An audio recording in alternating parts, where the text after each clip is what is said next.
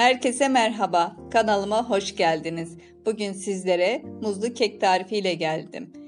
Çırpma kabına 4 adet yumurta, 1 su bardağı toz şekeri alıp güzelce bir 5 dakika çırpıyorum.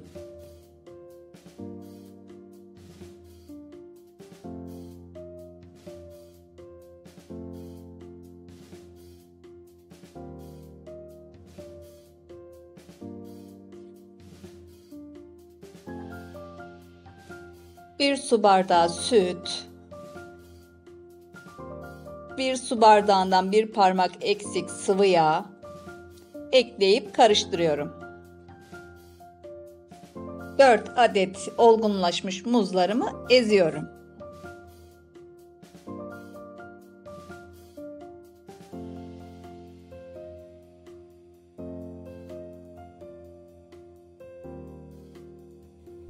Ezmiş olduğum muzları da karışıma ekleyerek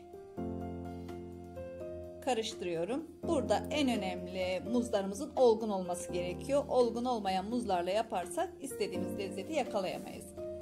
1 su bardağı cevizi de üzerine ekliyorum.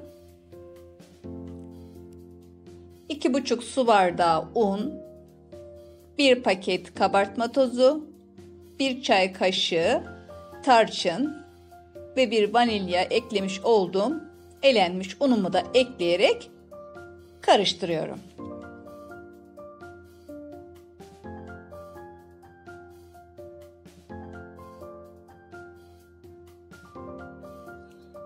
Ben kelepçeli bir kalıp kullanacağım. İstediğiniz kalıplarda yapabilirsiniz. Altına yağlı kağıt serdim. Yan duvarlarını yağlamış olduğum kek kalıbımı.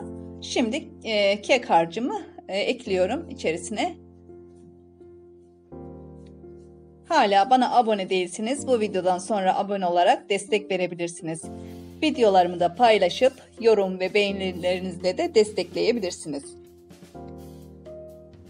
Evet, kek harcımın hepsini aldım. Birkaç kere de yere vurarak hava kabarcıklarını çıkardıktan sonra 180 dereceli fırınıma gönderiyorum. Pişen kekimi kelepçesini açarak soğumaya bırakıyorum. Pişen kekimi servis tabağına aldım. Biraz da üzerine pudra şekeri serpiştiriyorum. Daha sonra dilimleyerek servise hazır. Evet, bir dilim de sizler için kesiyorum arkadaşlar. Bakalım iç dokusu da nasıl olmuş kekimizin.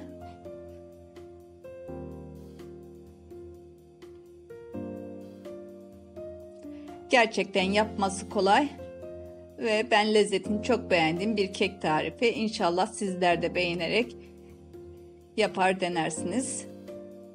Gerçekten çocuklarımız muz yemiyorsa bu şekilde muz da yedirebiliriz. Ceviz de kullandığımız için ceviz de yemiş oluyorlar hem bu sayede.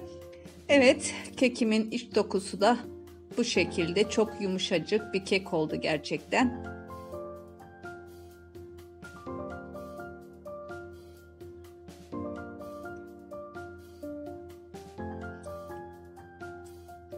Evet arkadaşlar, bir sonraki videoda görüşmek üzere. Hoşça kalın.